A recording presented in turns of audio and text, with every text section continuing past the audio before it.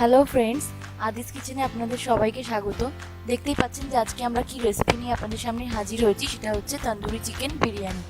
তন্দুরি চিকেনটা আলাদা করে বানাতে হচ্ছে না, আমরা বিরিয়ানির সঙ্গেই একসাথে বানিয়েছি। সেটা কীভাবে বানাচ্ছি সেটাই আপনাদের সঙ্গে শেয়ার করছি। তার আগে অবশ্যই আমাদের চ্যানেলটাকে লাইক করুন, শেয়ার করুন আর সাবস্ক্রাইব করুন। পাশে রাখা বেল আইকনটিকে প্রেস করতে একদম ভুলবেন না। নতুন বন্ধুরা যারা আমাদের চ্যানেলটাকে নতুন দেখছেন তারা অবশ্যই আমাদের চ্যানেলটাকে সাবস্ক্রাইব করুন, যাতে আমাদের কোনো রান্না আমরা আপলোড করা মাত্রই সেটা আপনাদের কাছে সবার আগে পৌঁছয়। তাহলে চলুন দেখে নেওয়া যাক তন্দুরি চিকেন বিরিয়ানি বানানোর জন্য আমরা প্রথমে কী কী জিনিস ইউজ করছি। প্রথমে আমরা চিকেনটাকে পিস করেছি একটু বড় বড় করে। এবার তার মধ্যে আমরা দিয়েছি 1 চামচ মতো হলুদ, নুনটা আমরা 1 চামচ মতো দিয়েছি, আপনারা অবশ্যই স্বাদ অনুযায়ী দেবেন। এরপর অ্যাড করছি 2 চামচ মতো আদা বাটা, 2 চামচ রসুন বাটা আর 2 চামচ মতো লঙ্কার পেস্ট। এই কাঁচা লঙ্কার পেস্টটা আপনারা স্বাদ অনুযায়ী অবশ্যই ইউজ করবেন। এরপর দিচ্ছি 1 টিস্পুন জিরে গুঁড়ো, 1 টিস্পুন ধনে গুঁড়ো আর 1 টিস্পুন গরম মশলা। আসলে চিকেনটা ম্যারিনেট করাটাই আসল।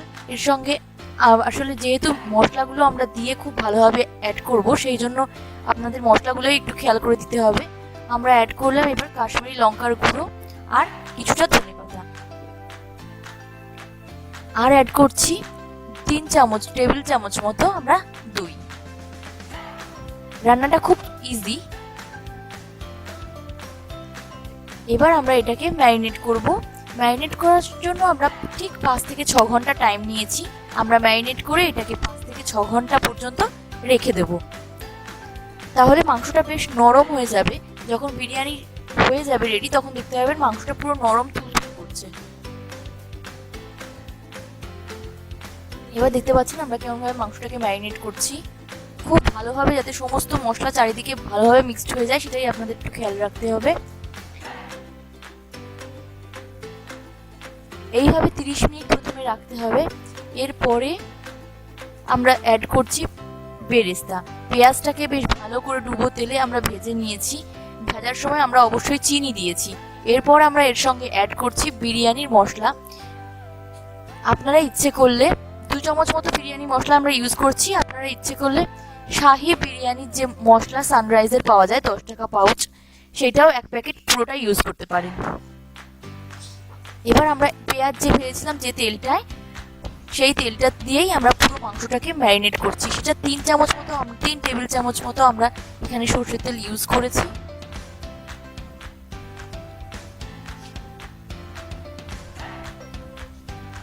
ফাইনাল ম্যারিনেটটা করেই আমরা 5-6 ঘন্টা সেটাকে রাখবো। আগে আমরা প্রথমে 30 মিনিট ম্যারিনেট করলাম, পেঁয়াজ দেওয়ার পরে 5-6 ঘন্টা আমরা ম্যারিনেট করে রেখে দেবো। এবার আমরা চালটাকে অলরেডি ভিজিয়ে দিয়েছি, দেখতেই পাচ্ছেন চালটাকে খুব ভালোভাবে ধুয়ে আমরা চালটাকে ভিজিয়ে দিয়েছি। এবার আমরা হাঁড়ির মধ্যে জল দিয়ে তার মধ্যে গোটা গরম মশলাগুলো একে একে দিয়ে দিলাম, আর দিয়ে দিলাম নুন। নুনটা আমরা 2 চামচ মতো ইউজ করেছি, আপনারা অবশ্যই নুনটা স্বাদ অনুযায়ী ইউজ করবেন। আমরা পুরো 1 কেজি চাল নিয়েছি। এবার আমরা জলের মধ্যে ইউজ করলাম সামান্য একটু তেল আর 3-4টে তেজপাতা। জলটা যখন ভালোভাবে ফুটবে তারপরেই আমরা চালগুলো দেব। যখন জলটা ফুটতে শুরু করবে তখন দেখবেন যে গরম মশলাগুলোর সেন্টটা খুব ভালো এসছে। আমরা এর সঙ্গে ডিম ইউজ করেছি, তাই ডিমটাও এই জলের মধ্যে একসাথে সেদ্ধ দিয়েছি। আপনারা ইচ্ছে করলে ইউজ করতেও পারেন, আবার নাও দিতে পারেন। এবার জলটা ফুটে গেছে দেখতেই পাচ্ছেন, তাই আমরা চালটা জলের মধ্যে দিয়ে দিলাম। এবার গ্যাসটাকে আমরা একটুখানি হাই ফ্লেমে করে দিলাম, কারণ যখন চালটা দিচ্ছিলাম তখন লো করেছিলাম, নাহলে জলটা পুরো গায়ে ছিটতো। এবার আমরা ঢাকা দিয়ে দিলাম। 70 থেকে 75% মতো চালটা হয়েই গেছে আমাদের। হ্যাঁ, তাই জন্য এবার আমরা কি করছি, আলু দিয়ে করব। তাই জন্য আলুটাকে ভালো করে ধুয়ে গাগুলো পুরো আলুর খোলা ছাড়িয়ে ধুয়ে সেটাকে নুন হলুদ দিয়ে এবার আমরা মাখছি। আমরা প্রথমে নুন দিয়েছি, হলুদ দিয়েছি, এবার দিয়েছি সামান্য একটু জিরে গুঁড়ো 1 চামচ মতো, একটুখানি কাঁচা লঙ্কা বাটা, 1/2 চামচ ধনে গুঁড়ো আর হাফ চামচ লঙ্কা গুঁড়ো। আপনারা লঙ্কা গুঁড়োটা ইচ্ছে করলে ইউজ করতেও পারেন, আবার নাও করতে পারেন। এবার আমরা এগুলোকে খুব ভালোভাবে আলুর গায়ে মাখিয়ে নিয়ে এবার তেলে হালকা হাতে ভেজে নেব। আলুটা পুরোটা সেদ্ধ হবে না ভাজার সময়, ওই মাংসের সঙ্গেই একসাথে সেদ্ধ করব। এখন শুধুমাত্র ভেজে নিলাম অল্প করে। দেখতেই পাচ্ছেন আমরা তেলের মধ্যে আলুটা ভাজতে দিয়েছি। আমরা বেরেস্তার তেলটা একটু বেশি নিয়েছিলাম যাতে সেই তেলেই আমরা আলুটাও ভাজতে পারি, আবার মাংস ম্যারিনেটের সময় আমরা ওই তেলই দিয়েছিলাম। এবার আমরা একটা কড়া বড় জায়গা নিয়েছি, আপনারা ইচ্ছে করলে ডেকচি ইউজ করতে পারেন। এবার সেটার মধ্যে আমরা খুব ভালো মতো 2 চামচ মতো ঘি চারিদিকে মাখিয়ে নিচ্ছি। এবার আগে থেকে ম্যারিনেট করে রাখা মাংসটা, দেখতেই পাচ্ছি মাংসটা কালারটা কি দারুণ এসছে। মাংসটাকে আমরা কড়ার মধ্যে দিয়ে দিচ্ছি। মাংসটার মধ্যে আমরা আলাদা করে আর কোনো তেল ইউজ করছি না, যেভাবে মাংসটা ম্যারিনেট করেছি ওই মশলা দিয়েই মাংসটা হয়ে যাবে। মাংসটা তলায় যেহেতু ঘি মাখানো আছে, অটোমেটিক ওটা ভাজা হয়েই পুরো রেডি হয়ে যাবে। তার সঙ্গে আলু ঠালু সবই হবে। মাংসটা যখন রেডি হবে, দেখতেই পাচ্ছেন কেমন মাংসটার এখন কালার এসছে। মাংসটা যখন দেখবেন রেডি হয়ে যাবে, পুরো তন্দুরির মতো কালার এসে যাবে, সেই জন্যই আমরা বলছি যে এটা তন্দুরি বিরিয়ানি। আর যে মশলাগুলো দেওয়া হয়েছে, যখন আপনি ম্যারিনেট করার পর যখন দেখবেন কি দারুণ ফ্লেভারটা এসছে। এবার আমরা মাংসের যে ম্যারিনেট করেছিলাম যে মশলাটা দিয়ে, সেই মশলাটা উপর দিয়ে ছড়িয়ে দিলাম। দেখতেই পাচ্ছেন আলুগুলো ঠিক কতটা পরিমাণ আমরা ভেজেছি। এবার আমরা ওপর থেকে দিয়ে দিলাম ভাতটা 70-75% মতো আমরা সেদ্ধ করেছি। তলায় মাংসটা, তার উপর দিয়ে আমরা ভাতটাকে দিচ্ছি।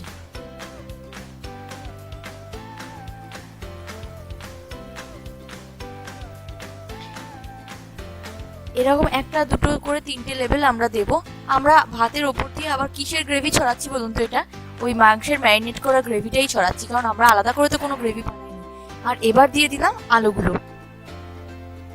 দেখতেই পাচ্ছেন কি সুন্দর কালারটা এসছে,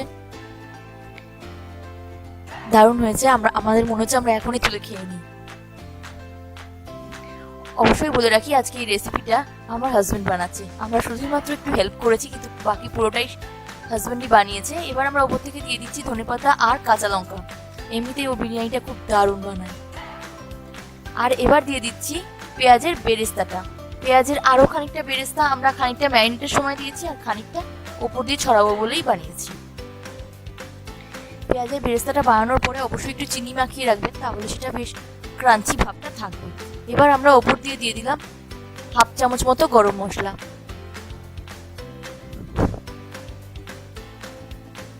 দেখতেই পাচ্ছেন। এবার আবার ওপর দিয়ে আমরা ভাতটা দিয়ে দিচ্ছি। এটা আমাদের সেকেন্ড লেভেল চলছে। এইভাবে দিলে, এইভাবে পরপর স্টেপ বাই স্টেপ দিলে কি হবে, যখন বিরিয়ানিটা রেডি হয়ে যাবে না, তলা থেকে তুলবেন, তখন দেখবেন কালারটা দারুণ এসছে। না হলে না পুরো মশলাটা মেখে একটা খুব বিচ্ছিরি দেখতে হয়, কিন্তু এটাতে দেখুন এরম ভাবেই হয়ে যাবে। আবার আমরা যে লেয়ারটা দিলাম, সেই লেয়ারটার উপরে আমরা দিয়ে দিলাম পেঁয়াজের বেরেস্তা। এরপরে দিচ্ছি সামান্য একটুখানি স্যাফরনটাকে আমরা আগে থেকে দুধের মধ্যে মিক্সড করে রেখেছিলাম, সেইটাকেই ওপর থেকে ছড়িয়ে দিচ্ছি। দেখতেই পাচ্ছেন স্যাফরনের একটা আলাদা রকমের কালার এসছে। এরপর দিয়ে দিচ্ছি আবার ওপর থেকে খানিকটা ধনেপাতা। আজকে আমাদের পুদিনা পাতা ছিল না, আপনারা ইচ্ছে করলে পুদিনা পাতাটা ইউজ করতেও পারেন, আবার নাও করতে পারেন। এবার আমরা দিয়ে দিলাম আমাদের আর একটা লেয়ার ভাতের, এটা হচ্ছে আমাদের থার্ড স্টেপ।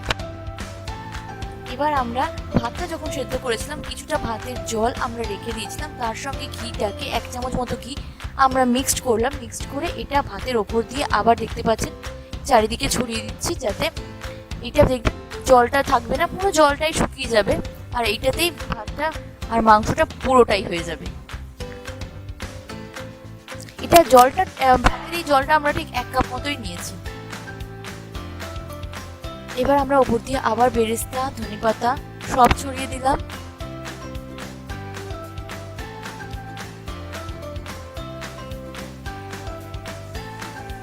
আমরা যে বিরিয়ানি মশলাটা আমি হাতেই বানিয়েছি, হ্যাঁ, জয়ত্রী, জায়ফল আর গোটা গরম মশলা, শুকনো লঙ্কা সব দিয়ে।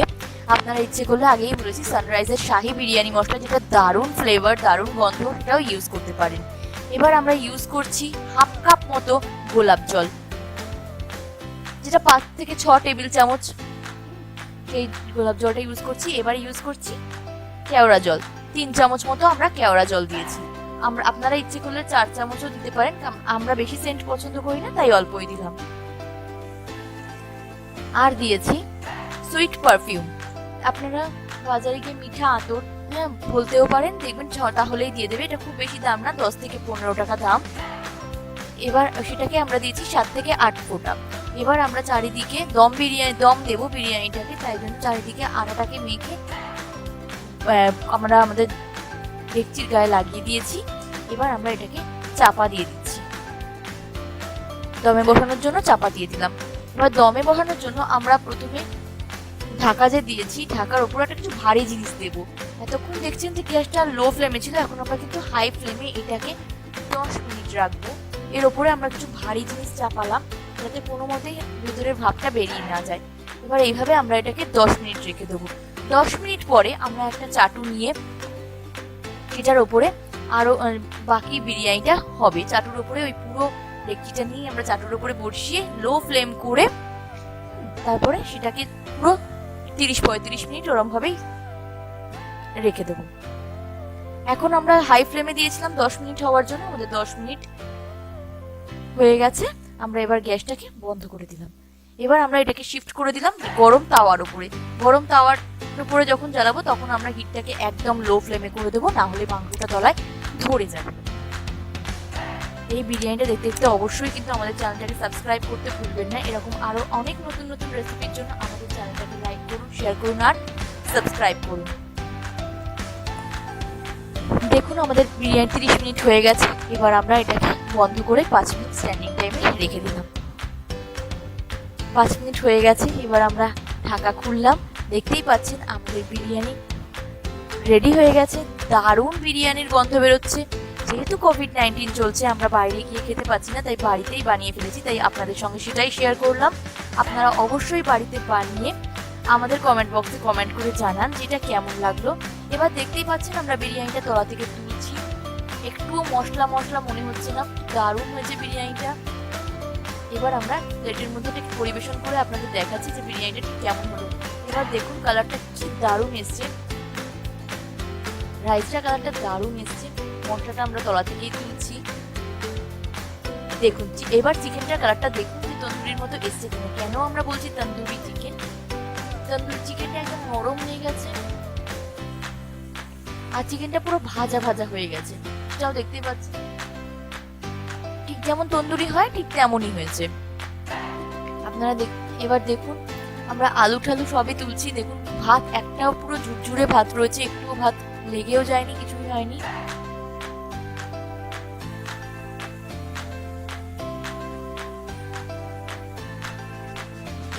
এবার দেখতেই পাচ্ছেন আমার ছেলে ওয়েট করে বসে আছে যে কখন খাবে। এবার দেখুন আমরা দেখাচ্ছি যে মাংসটা কেমন সফট হয়েছে। আলুটা দেখুন পুরো সফট হয়ে গেছে। আলুটা তো আমরা ভেজেছিলাম, সেদ্ধ তো করিনি, পুরো দেখুন সফট হয়ে গেছে আলুটা। ওইভাবেই ওই 1 কাপ জলেই কিন্তু ওটা হয়ে গেল পুরো। আর চিকেনটা দেখুন আমরা একটু করে কেটে দেখাচ্ছি, দেখুন কেমন নরম হয়েছে, যে চামচ দিয়ে অল্প করে কাটতেই পুরো চিকেনটা গলে গেছে। তাই অবশ্যই আপনারা এটা বাড়িতে বানান, বিশ্বাস করুন দারুণ লাগবে।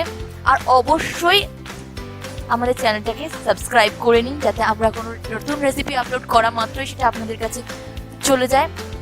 আপনাদের ফ্রেন্ডস আত্মীয় স্বজনদের সঙ্গে আমাদের চ্যানেলটাকে লাইক করুন, শেয়ার করুন আর অবশ্যই আমাদের চ্যানেলটাকে সাবস্ক্রাইব করুন। আমরা আপনাদের জন্য দেখাচ্ছি যে মাংসটা কেমন নরম হয়েছে, খাতে সঙ্গে সঙ্গে হয়ে গেল।